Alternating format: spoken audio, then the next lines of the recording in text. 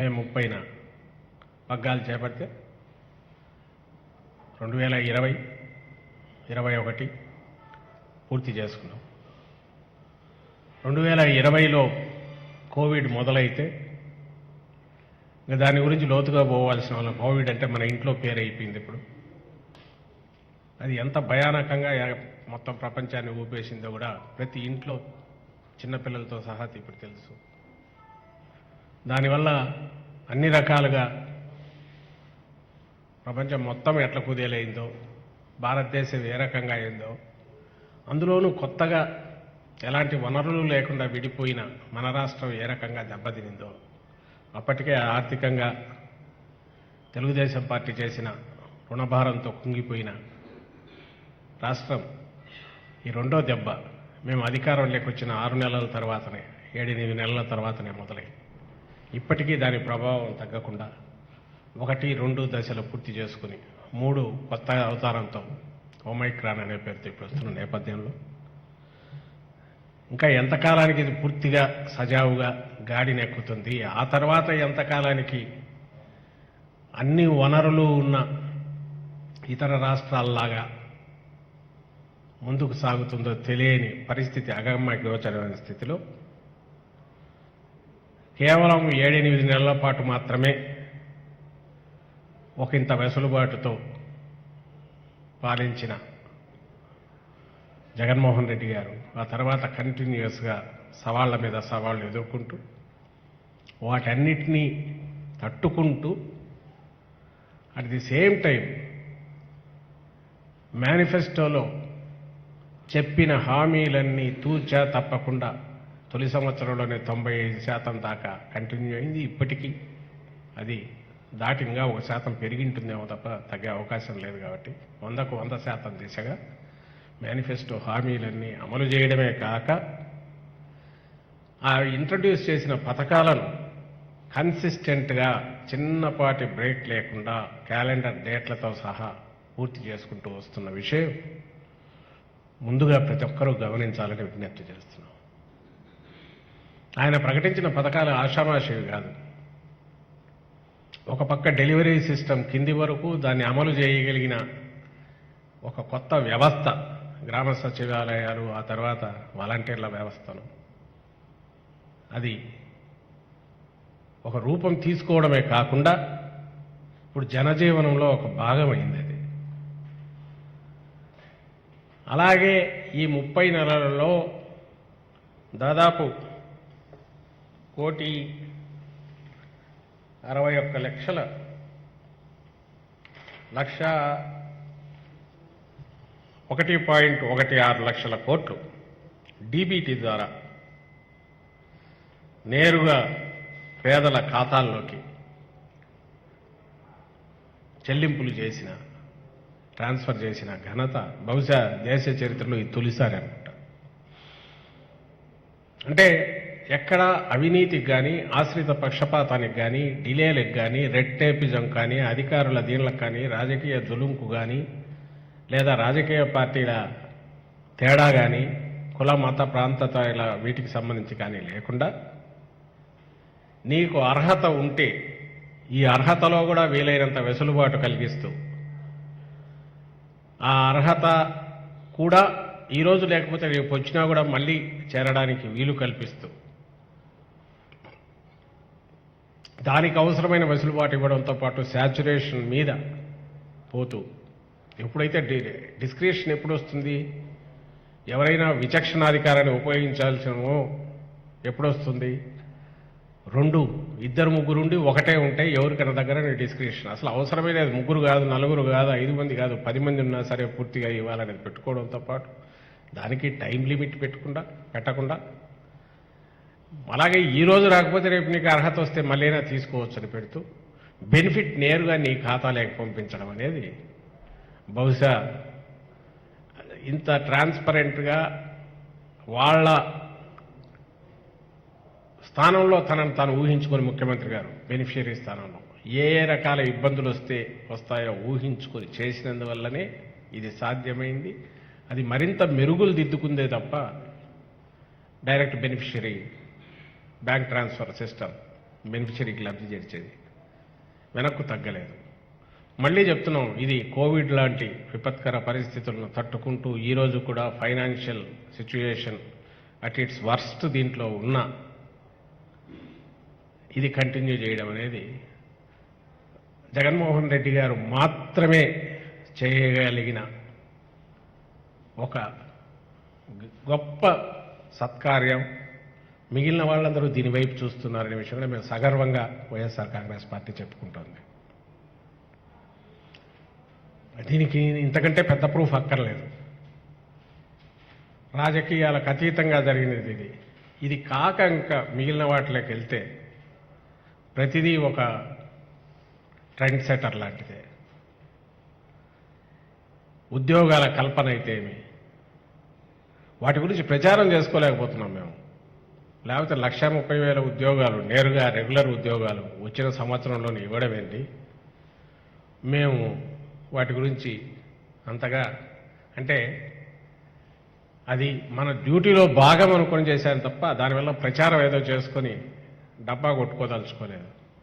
అలాగే నిన్నటికి నిన్న మొన్న కూడా ఒక 600 జూనియర్ అసిస్టెంట్ పోస్టులు ఇచ్చారు. మెడికల్ 10,000 పోస్టుల దాకా నింపుతున్నారు.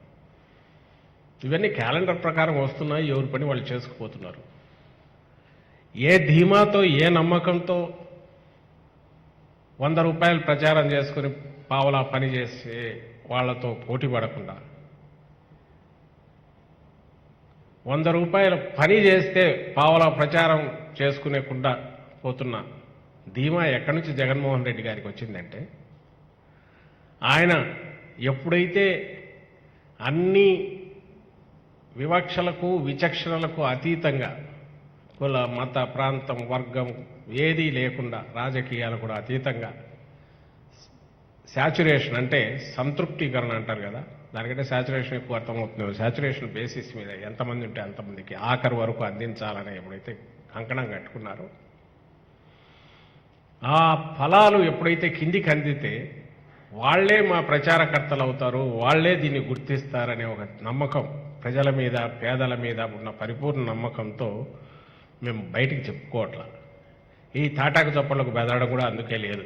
రోజు వాళ్ళు చేస్తున్న విషం కక్కుతున్న అపోజిషన్ అనే పేరుతో అదేదో మా బాధ్యత, ప్రతిపక్ష బాధ్యత, ప్రతిపక్షం అంటే తిట్టడమే పని అనుకోని, ప్రతిపక్షం అంటే కోడిగుడ్డుకు ఈకలు పీకడమే పని అన్నట్టు వాళ్ళు వ్యవహరిస్తున్న తీరును కూడా మేము ఎందుకు పట్టించుకోవట్లేదు ఎక్కువగా అంటే, ఎక్కడ ఎవరికైతే మేము అందిస్తున్నాం వాళ్ళకు తెలుసు, వాళ్ళ జీవితాల్లో మార్పు వస్తుంది. అంతకంటే పెద్ద సాక్ష్యం అక్కర్లేదు. వాళ్ళ మొహాల్లో చిరునవ్వు ఉదయిస్తోంది. వాళ్ళకు ఒక కాన్ఫిడెన్స్, సెల్ఫ్ కాన్ఫిడెన్స్ వచ్చింది. ఎవరి ఆలనా పాలన ఎవరి కుటుంబాలను వాళ్ళు చూసుకోగలుగుతున్నారు. అవ్వాతాతలకు ఈరోజే ముఖ్యమంత్రి గారు 2,250 నుంచి 2,500కు పెన్షన్ చేశారు మాట తప్పకుండా. జనవరి 1కు చేయాలనుకున్నారు, జనవరి 1కు చేశారు. ఇది ఖచ్చితంగా అందరూ గుర్తించాల్సిన అంశం. ఇంకా అన్నిటికంటే పెద్దగా చెప్పుకునేది, నేను బాగా అందరూ గుర్తించాల్సింది 30 లక్షల ఇళ్లు భారీ పథకం. 30 లక్షల ఇళ్లకు దాదాపు 10,000 కోట్లు భూమి కొనుగోలు మీదనే వెచ్చించి తొలిసారి మహిళల మీద, అక్క చెల్లెమ్మలకు వాళ్ళ పేరు మీద సొంత ఇల్లు పూర్తిగా దాన్ని తనఖా పెట్టుకోవచ్చు, పిల్లలకు వారసత్వంగా ఇవ్వచ్చు. ఫ్యూచర్లో మంచి ఇది వస్తే ఒక ఆస్తి, సొంత ఆస్తి అమ్మాలని ఎవరు కోరుకోరు, కానీ సొంత ఆస్తి అసైన్డ్ ఇది కాకుండా, సరే కోర్టులో చిన్న ఇదేదో దాన్ని కూడా దాటేస్తాం. పోయిన వాళ్ళు కూడా దీన్ని చూసి భరించలేక కడుపు మంటతో పోయిన టీడీపీ అనుకూల శక్తులు ఏవో పోయినాయి, వాళ్ళే ఏదో పోయినట్టున్నారు. అది కూడా బయటకు వస్తాం. పేదవాడికి ఆస్తి ఇస్తారంటే కూడా వాళ్ళకు కుదరట్లా. వాళ్ళు ఇవ్వరు, గోరిస్తుంటే ఇవ్వనివ్వరు. ఎందుకంటే పేదలు ఎప్పుడు పేదల్లాగా వాళ్ళు అట్లే ఉండాలి, కొట్టుకుంటుండాలి. అప్పుడే వాళ్ళకు తాయిలాలు చూపించవచ్చు, వాళ్ళ ఓట్ల కింద మార్చుకోవచ్చు అనేది వాళ్ళ ఆలోచన. కానీ జగన్మోహన్ రెడ్డి గారు అట్లా అనుకోవట్లా. వాళ్ళ కాళ్ల మీద వాళ్ళు నిలబడాలి, వాళ్ళ స్వయం నిర్ణయం వాళ్ళు తీసుకోవాలి, అప్పుడు టిక్కు పెట్టాలి, ఎస్ ఇది మాకు కావాలని. అంతే భ్రమంలో ఉండి మోసపోయి ఆ రోజు వచ్చే తాయిలాలను చూసి ఎవరికన్నా ఓటు వేయడం అనేది కరెక్ట్ విధానం కాదు, అది ప్రజాస్వామ్యం కూడా కాదు అనే ఉద్దేశంతోనే ఆయన వితౌట్ ఎక్స్పెక్టేషన్స్ ఎన్నికలు ఇంకా 3 ఏళ్ళు ఉన్నాయనకు ముందే చెప్పిన హామీలు చెప్పనివి కూడా పూర్తి చేసుకుని ముందుకు పోతున్నాం. 30 లక్షల పైగా ఇళ్ళు, అందులో 15 లక్షలు 16 లక్షలు ఇప్పుడు గ్రౌండ్ అయి వర్క్ నడుస్తుంది. అన్ని ఊర్లకు ఊర్లే తయారవుతున్నాయి. ఎలాంటి ఊర్లు? గేటెడ్ కమ్యూనిటీ లాంటి ఊర్లు with all modern facilities, underground డ్రైనేజ్తో, ఈ లైబ్రరీస్తో, అన్ని సౌకర్యాలతో సొంత ఇల్లు. చంద్రబాబు నాయుడు గారి లాగా G+3నో 4 పెట్టి 40 ఏళ్ల తర్వాత ఎవరు పైకి ఎక్కి దిగలేని పరిస్థితులు క్రియేట్ చేసి పిచ్చుగోళ్ళు లాంటివి కాదు, సొంత స్థలంతో ఇళ్ళు. ఇది కాక 50 లక్షల వీళ్ళకింత ఉచితంగా మనం ఇల్లు కట్టిస్తున్నప్పుడు 50 లక్షలకు పైగా ఎవరైతే గతంలో ఎప్పుడో, అందులో కూడా ఆ ఘనకార్యం కూడా ఘనత కూడా రాజశేఖర రెడ్డి గారికి దక్కుతుంది. ఆయన హయాంలోనే 24 లక్షల ఇళ్ళు అప్పట్లో శాంక్షన్ అయినవి. వాళ్ళందరివి 2010-11 వరకు ఎవరైతే ఉన్నారంటే 10 ఏళ్ళ గ్యాప్ ఇచ్చి వాళ్ళందరివి పూర్తిగా వాళ్ళకు సొంతం చేసేస్తూ ఇళ్ళు నిర్ణయం తీసుకున్నారు.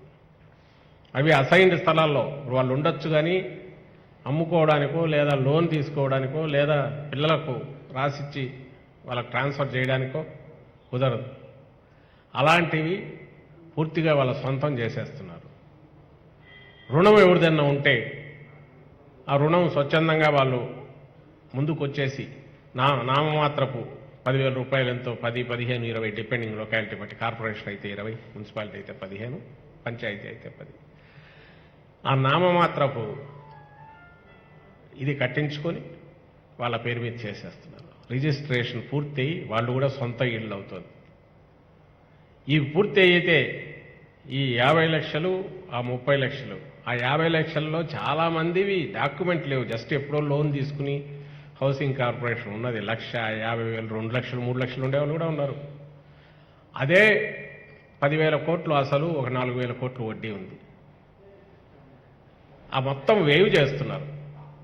గతంలో ఏదైతే అసలు కడితే వడ్డీ మాఫీ చేసేవాళ్ళు అప్పుడప్పుడు, అంతా చేసేది 2000 నుంచి 2014 వరకు 2 లక్షల మంది అది ఉపయోగించుకున్నారు. ఇంకా మన అత్యంత ఘనమైన కీర్తి గడించిన చంద్రబాబు నాయుడు గారి హయాంలో అది కూడా చేయలేదు. అసలు కట్టినా వడ్డీ మాఫీ చేయలే. అయినా పాపం ఎవరో 43,000 మంది అసలు వడ్డీ 2 కట్టి అసైన్డ్ ఇది తీసుకున్నారు. ఈరోజు జగన్మోహన్ రెడ్డి గారు అసలు మొత్తం మాఫీ చేసేస్తున్నారు. అసలు వడ్డీ కంప్లీట్ మాఫీ చేసేస్తున్నారు నామమాత్రపు దీని మీద. ఒకవేళ 10,000 కంటే తక్కువ కట్టాల్సి ఉంటే అంతే కడుతున్నారు. ఇంత బ్రహ్మాండమైన స్కీము సొంతం చేయడం, ఈ 2 స్వచ్ఛందం 3, ఈ 3 మీద ఉంటే దాని మీద తాటాకులు కట్టాలని చూస్తున్నారు. కాసేపు దాన్ని పక్కకు తోస్తే ఈ 50 లక్షల ఇల్లు, ఈ 50 లక్షలు 30 లక్షలు నెక్స్ట్ 2 ఏళ్లు తిరిగేసరికి, మేము 2024 ఎన్నికలు పోయేసరికి రాష్ట్రంలో 80 లక్షల కుటుంబాలు పూర్తిగా వాళ్ళ సొంత ఇళ్లతో, పిల్ల పాపలతో, జగనన్న నాడు నేడు పథకం కింద బ్రహ్మాండంగా తయారైన అంగన్వాడీ నుంచి కాలేజీల వరకు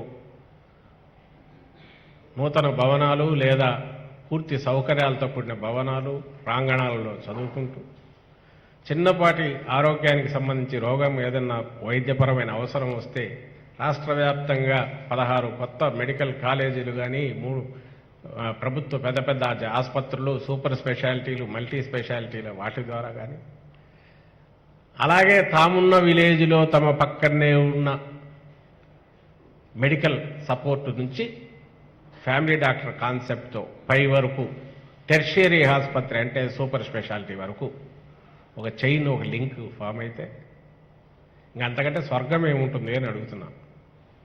నువ్వు పండించిన పంటకు నీ పొలం గట్టు దగ్గరే రేట్ వస్తుంటే, నీకు కావాల్సిన మొత్తం సలహాలు, సూచనలు, సపోర్టు ఎంటైర్ సిస్టమ్ ఆర్బీకేల ద్వారా రైతుకు అందుతుంటే, ప్రతి గ్రామంలో 2,000 మందికి ఉన్న చోట ఒక గ్రామ సచివాలయం పెట్టి అక్కడ 10 మంది అన్ని రకాల సర్వీసులు ఇస్తుంటే, నీ కుల సర్టిఫికెట్ ఇంకొకటి అక్కడే వస్తుంటే, ఇంతకు మించి అతి తక్కువ కాలంలో సాధించిన గతంలో కానీ ఇప్పుడు కానీ భవిష్యత్తులో కానీ ఎక్కడన్నా ఉండే అవకాశం ఉందా అని మేము సూటిగా ప్రశ్నిస్తున్నాం.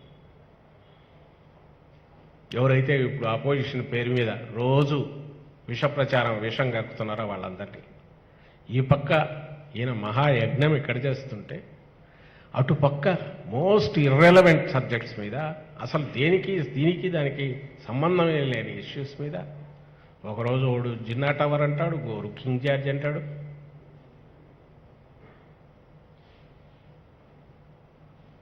ఇంకొకరు అసలు అమరావతి ఏదో దానికోసం 100 మందిని తీసుకొని దేవస్థానం నుంచి ఆ స్థానం కంటారు, న్యాయస్థానం నుంచి దేవస్థానం కంటారు.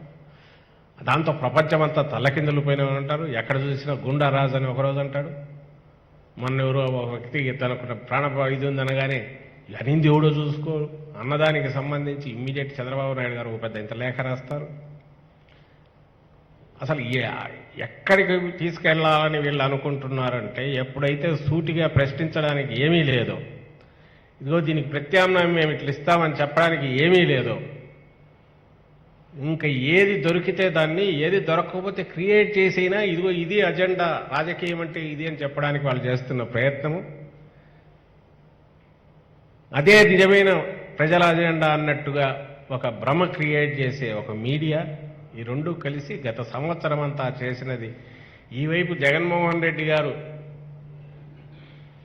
అత్యంత ప్రగతిశీలమైన, దేశానికే ఆదర్శప్రాయమైన అభివృద్ధిని సాధిస్తుంటే,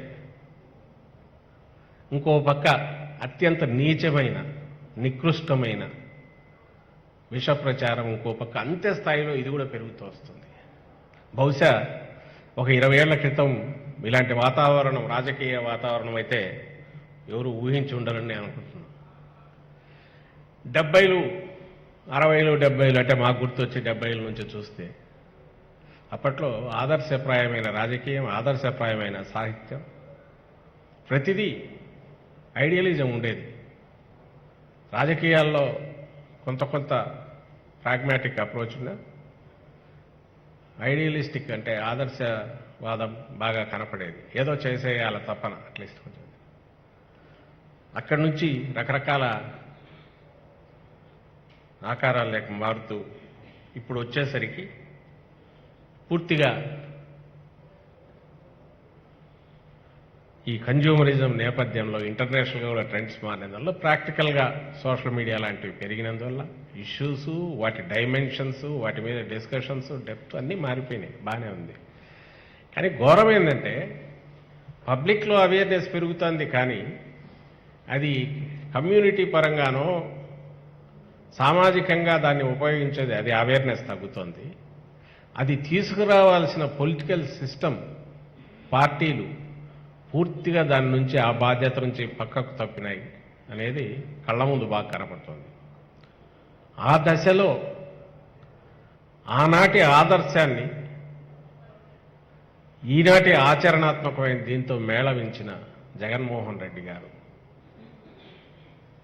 ఈ 2.5 ఏళ్లలో, అంటే ఈ సగం దూరం వచ్చేసరికి ఒక అప్రోచబుల్, ఒక మార్గం చూపిస్తున్నారు. ఏ రకంగా ఇష్యూస్ను అడ్రస్ చేయొచ్చు, ఏ రకంగా ట్రాన్స్ఫార్మేషన్ తీసుకురావచ్చు అనేది తన ప్రయత్నం బ్రహ్మాండమైన రీతిలో చేస్తున్నారు. దానికి తగిన అప్రిసియేషన్ వస్తుంది. ఇలాంటప్పుడు పార్టీలు, ఇక్కడున్న పార్టీల్లో ఏదైనా సరే క్రిటికల్ అప్రైజల్, ఇదిగో ఇది బాలేదు, దీనికి విరుద్ధంగా ఇట్లా చేయొచ్చు, మేమైతే ఇట్లా చేసేవాళ్ళం అనేది ఒక్కటన్నా అంటున్నారా? విచిత్రమైనది ఏంటంటే, ఒకప్పుడు వామపక్షాలు, సిపిఐ లాంటి పార్టీలు, బహుశా మొన్న చీఫ్ జస్టిస్ గారు కూడా రికాల్ చేసుకున్నారు, ఇక్కడే దున్నేవాడిదే భూమి అని, చెల్లపల్లి ఇక్కడ జమీందారుల మీద, ఎందుకంటే జమీందారీ సిస్టమ్ ఇక్కడ ఎక్కువ ఉండేది. అప్పట్లో కమ్యూనిస్టులు పోరాటం చేసేవాళ్ళని చదువుకున్నాం. చంద్రరాజేశ్వరరావు గారు ఇక్కడి నుంచి వచ్చారు. అదే కమ్యూనిస్టులు, ముఖ్యంగా సిపిఐ వాళ్ళు ఇక్కడ అమరావతిలో ఈరోజు పేదలకు స్థలాలు ఇస్తామంటే దాన్ని వ్యతిరేకించే శక్తులతో చేతులు కలుపుతున్నారు. మిగిలినవన్నీ పక్కకు తోసినా పేదలకు ఇక్కడ ఇళ్ళు ఎందుకు ఇవ్వకూడదని, ఎందుకు డెమోగ్రాఫిక్ ఇంబ్యాలెన్స్ వస్తుందని వాళ్ళు వాదిస్తుంటే కోర్టులో, అంటే అక్కడ ఒక వర్గం వాళ్ళే ఉండాలనా, లేక ఉన్నత వర్గం వాళ్ళే ఉండాలనా, డబ్బులున్న వాళ్ళు ఉండాలనే, సంపన్నులు మాత్రమే ఉండాలనే, పేదలు ఉండకూడదనే? ఒకవేళ ఆ లైన్ ఒకటి తీసుకుంటే దాన్ని క్వశ్చన్ చేస్తామని ఎక్స్పెక్ట్ చేసే పార్టీలు క్వశ్చన్ చేయకపోగా, సైలెన్స్ పాటించకపోగా, నేరుగా వాళ్లతోనే చేతులు కలిపి ఆ శక్తులతోనే పోరాటం చేస్తున్నాం అనడం దేనికి అది చిహ్నమో అర్థం కావట్లే మాకు అసలు. అలాగే భారతీయ జనతా పార్టీ, అది పార్టీ ఉంది, అది జాతీయ పార్టీ. దాంట్లో కూడా ఒకప్పుడు కాంగ్రెస్లో కదా ఉన్నట్టు డిఫరెంట్ ఐడియాలజికల్ వాళ్ళు ఉన్నట్టు దాంట్లో కూడా ఒక లెవెల్ వరకు మితవాదుల్లో మోడరేట్స్ వరకు ఉండిండొచ్చు. ఎందుకంటే దేశం అంతా ఎప్పుడైతే అధికారం లేకొచ్చిన తర్వాత కరడుగట్టిన ఒక భావజాలం నుంచి లిబరల్ వాళ్ళు కూడా ఉండకపోతే సర్వైవ్ కాలేదు కాబట్టి ఉండొచ్చు. వాళ్ళన్నా క్వశ్చన్ చేసుకోవాల్సిన ఇష్యూ ఒకటి ఉంది. ప్రజలకు సంబంధించిన సమస్యల అజెండాతో రావాలనా, లేక మతమే ప్రధానంగా తీసుకుని ఎంటర్ కావాలనా? ఇప్పుడు జరుగుతున్న రాష్ట్రంలో చూస్తే వాళ్ళకు సిలువ, మసీదు తప్ప వేరే కనపడట్లా. లేకపోతే జిన్నా టవర్, కింగ్ జార్జి ఇవెందుకు వస్తాయి నాకు అర్థం కావట్లేదు. ఎప్పుడో చరిత్రలో ఇదైపోయింది. చరిత్రను కూడా మొత్తం శానిటైజ్ చేసి మొత్తం మార్చేసి రాస్తామంటే అంటే ఇక్కడ ఇష్యూస్ అవే. దానికి ప్రజల యాక్సెప్టెన్స్ ఎందుకు ఇస్తారనుకుంటున్నారు ఆంధ్రప్రదేశ్లో, రాష్ట్రంలో? అలాంటి వాళ్ళు ముందుకు వచ్చినప్పుడు ఈ శక్తులు ఏవైతే లౌకికవాద శక్తులు అంటున్నాయో ఎందుకు వాళ్ళతో కొట్టాడకపోగా తిరుపతిలో మొన్న అమరావతికి పోతే స్టేజీకి వాళ్ళతో నిలబడినారు?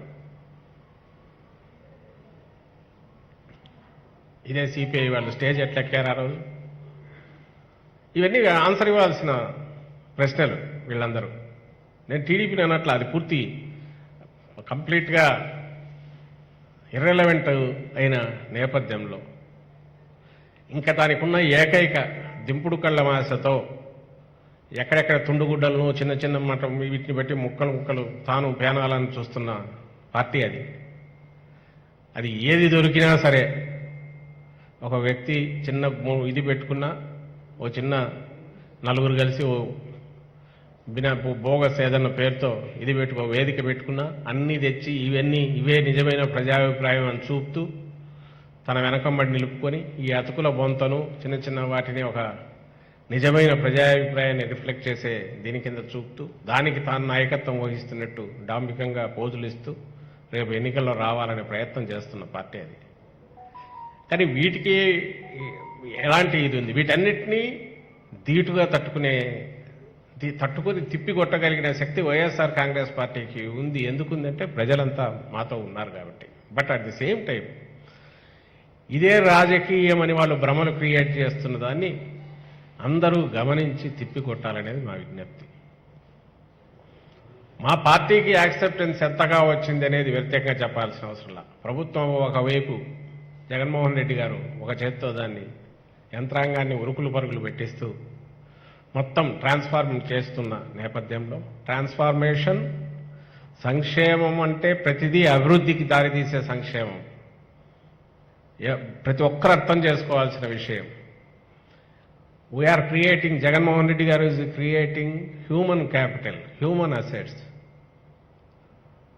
5 కోట్ల మంది రేపు యువకులు ఇక్కడ 5 కోట్ల జనాభాలో ఎంతమంది అయితే యువత తయారవుతారో వాళ్ళు హైలీ ఎడ్యుకేటెడ్ కాంపిటేటివ్ స్పిరిట్తో బయటకు రాబోతున్నారు నెక్స్ట్ 5 years 10 yearsలో. మేము క్రియేట్ చేస్తున్న, ప్రభుత్వం క్రియేట్ చేస్తున్న ఆర్బీకేలు కానీ, నాడు నేడు కింద 1000 కోట్లు పెట్టిన స్కూళ్ళు కానీ, ఆసుపత్రులు కానీ అవన్నీ అసెట్స్. ఏది వృధా పోవట్లా, ఎవరో తినగానే అరిగిపోయేది కాదు. దాంట్లో నుంచి వచ్చే ఏదైతే జవసత్వాలు ఉన్నాయో అవన్నీ కూడా కొత్త ఆర్థిక వ్యవస్థకు దారి తీసేవే, ఆర్థిక వ్యవస్థకు పునరుజ్జీవం ఇచ్చేవే, మళ్ళీ అవన్నీ మార్కెట్లోకి వచ్చేవి, ఆర్థిక వ్యవస్థను తాత్కాలికంగా నిలబెట్టేవే. కోవిడ్ సమయంలో అది రుజువైంది. దీర్ఘకాలికంగా ఒక సుసంపన్నమైన, ఆరోగ్యకరమైన, విద్యాదాయకమైన రాష్ట్రాన్ని సృష్టించడానికి బంగారు బాటలు ఇవి వేస్తున్నారు. ఇందులో ఏది తప్పు ఉందో, ఏది తేడాగా ఉందో ఈ శక్తులు ఏమన్నా వివరించగలిగితే, ఐసోలేటెడ్ ఇన్సిడెంట్స్ గురించి మేము చెప్తున్నది, అది ఎక్కడైనా ఉంటాయి. ఇక్కడ 10 మంది ఉన్న చోటే ఎక్కడో చోట ఒకటి తప్పు చేయొచ్చు. అలాంటప్పుడు లక్షల మంది ఉద్యోగులు, కోట్ల మంది బెనిఫిషియరీస్, కోట్ల మంది ప్రజలు ఉన్న చోట ఐసోలేటెడ్ ఇన్సిడెంట్స్ జరుగుతాయి. ఎక్కడో ఒకటి కరెక్టివ్ మెకానిజం ఉందా లేదా? మా దగ్గర ఉంది, ఇప్పుడు పెట్టాం. తన పర తేడా చూపకుండా ఎవరినైనా సరే స్పేర్ చేయకుండా యాక్షన్ తీసుకోవడానికి, రెస్పాండ్ కావడానికి తగిన సిస్టమ్ ఏర్పాటైంది. దాన్ని ఉపయోగించుకోవాలి. ఆ ఉపయోగించుకునేది అందరూ ఆ చొరవ చూపాలి. ఎడ్యుకేటెడ్ అంతా, చదువుకున్న వాళ్ళు, పిల్లలు, ఎలక్ట్ అయిన వాళ్ళు అందరూ చూపాలి. దీనికి యాక్సెప్టెన్స్ మాకు ఎంత ఏ లెవెల్లో ఉందనేది ఈ సంవత్సరమే నానా రకాల అడ్డంకులు క్రియేట్ చేసి ఎప్పుడో 20 మార్చిలో రిలీజ్ చేసిన నోటిఫికేషన్ ఇచ్చి వాయిదాల పద్ధతిలో జరుపుకుంటూ వచ్చిన స్థానిక సంస్థల ఎన్నికల్లో రుజువైంది. అప్పుడు మొదలుపెట్టిన దాంట్లో రెండో వైఎస్ ఎంపీపీ ఇప్పుడు జరుగుతోంది. దాదాపు 2 ఏళ్ల పాటు ఎన్నికలు ఎక్కడా జరిగిండవు, ఇక్కడే జరిగే స్థానిక సంస్థలవి. కానీ ప్రతి దాంట్లో 85 నుంచి 100%, 99% దాకా మొత్తం అన్నిట్లో కూడా వైఎస్ఆర్సీపీ గెలుచుకొని మాకు ఈ సంవత్సరం పార్టీ పరంగా ఓ బ్రహ్మాండమైన దీన్ని కూడా ప్రజలు మరోసారి ఆశీస్సులు ఇచ్చారు. వాళ్ళ కృతజ్ఞతలు ఊరకివ్వలే, చేస్తున్నాం కాబట్టి ఇచ్చారు, పని చేస్తున్నారు కాబట్టి. వీళ్ళు ఇంత తాటాకులు కట్టినా, ఇంత విషం చిమ్మినా ఎక్కించుకోలే. అవి ఊసిపోక ఎక్కడో చర్చలకు వీటికి పనికిరావడం పనికొచ్చిండొచ్చు, కానీ ప్రజలు వాటిని పట్టించుకోవాలి. అలాగే మిగిలిన అన్నిట్లో కూడా ప్రజలు ఆదరించారు. దానికి తగినట్టే వెనుకబడ్డ వర్గాలు, అట్టడుగు వర్గాలకు జగన్మోహన్ రెడ్డి గారు హామీ ఇచ్చినట్టు సామాజికంగా, రాజకీయంగా, మహిళలకు ముఖ్యంగా సాధికారత దిశగా అందరూ గమనించారు. ఆ ఎన్నికల్లో అలాగే మెయింటైన్ చేశాం. సీట్ల పరంగా, పదవుల పరంగా నామినేటెడ్ పదవుల్లో 50% పైగా మహిళలకు, 50% పైగా బీసీ, ఎస్సీ, ఎస్టీ, మైనారిటీలకు తొలిసారి చరిత్రాత్మకమైన నిర్ణయం ఇది. మరి రాసి పెట్టుకోండి ఎవరైనా సరే. 5 ఏళ్ళు 6 ఏళ్ళు అయ్యేసరికి ఎవరైతే వెనుకబడిన వర్గాలన్న వాళ్ళందరూ కూడా పోటీపడి రాజకీయంగా చైతన్యవంతులై, మహిళలు ముఖ్యంగా పూర్తి సాధికారతతో, ఈరోజు జగనన్న వాళ్ళకిచ్చిన సాధికారత మామూలు సాధికారత కాదు. వాళ్ళ పేరు మీద అకౌంట్లలో ట్రాన్స్ఫర్ కానీ, డ్వాక్రా మహిళా సంఘాలకు సపోర్టు కానీ, చేయూత కింద ఇస్తున్న వృద్ధి కానీ, బ్యాంక్ లోన్లు టైఅప్ కానీ, తాజాగా ఇల్లు వాళ్ళ పేరు మీద పెట్టడం కానీ, ఈరోజు ఇంటికి యజమానురాలు ఆంధ్రప్రదేశ్లో మాత్రమే కనబడుతుంది. ఇంటి యజమాని అనేది పోయి కుటుంబ యజమాని పోయి కుటుంబ యజమానురాలనేది వైఎస్ఆర్ కాంగ్రెస్ పార్టీ పాలనలో తొలి 2.5 ఏళ్లలోనే జగన్మోహన్ రెడ్డి గారు ఈ రాష్ట్రంలో తీసుకురాగలిగారనేది సగర్వంగా వైఎస్ఆర్ కాంగ్రెస్ పార్టీ మేము చెప్పుకోగలుగుతున్నాం.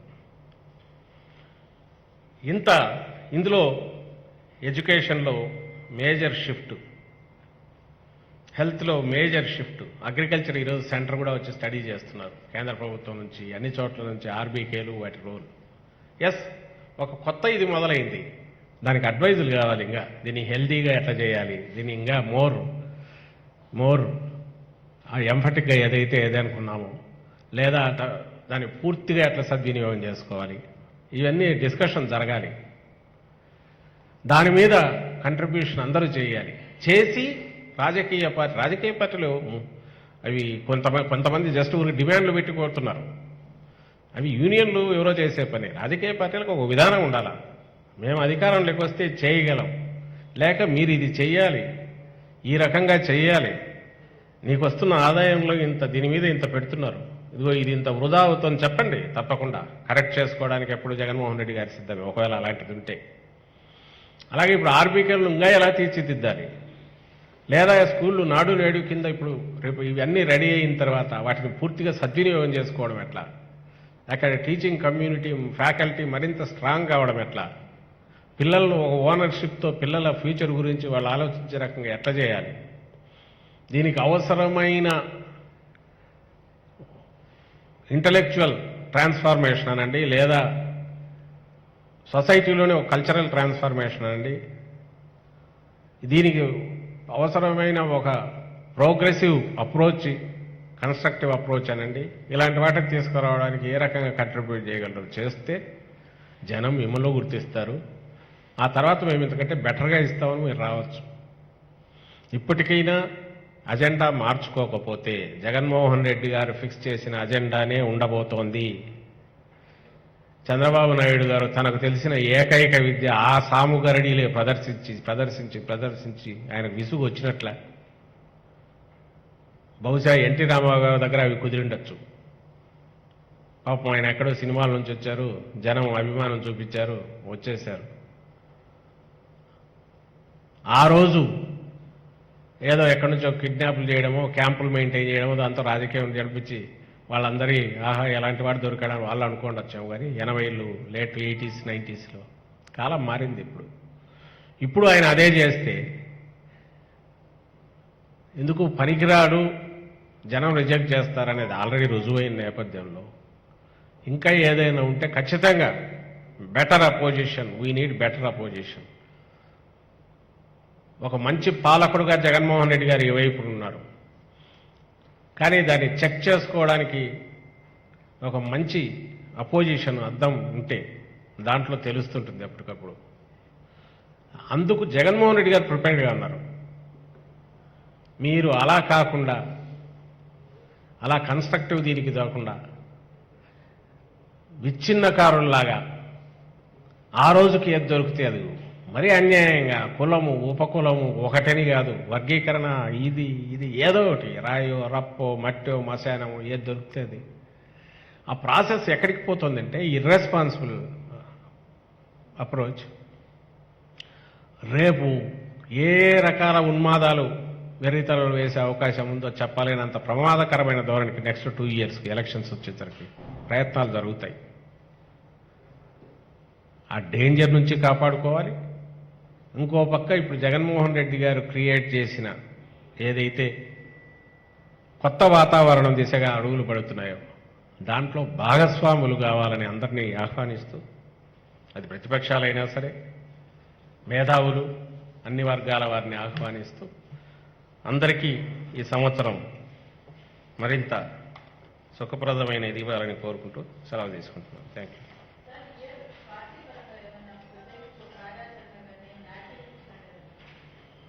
ఇంతకుముందు అన్నట్టు హాఫ్ వే దాటాం కాబట్టి అమ్మా ఖచ్చితంగా కొంత ఆల్రెడీ ఇప్పటికే ఫీల్డ్లో పార్టీ యాక్టివిటీ జరుగుతూనే ఉంది.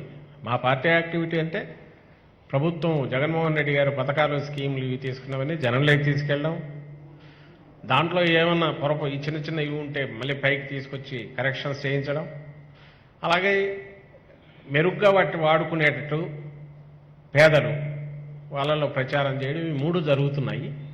ఆర్గనైజేషన్ పరంగా కొంత మొదలవుతుంది. హాఫ్ వే దాడుతున్నాం కాబట్టి మొదలవుతాను.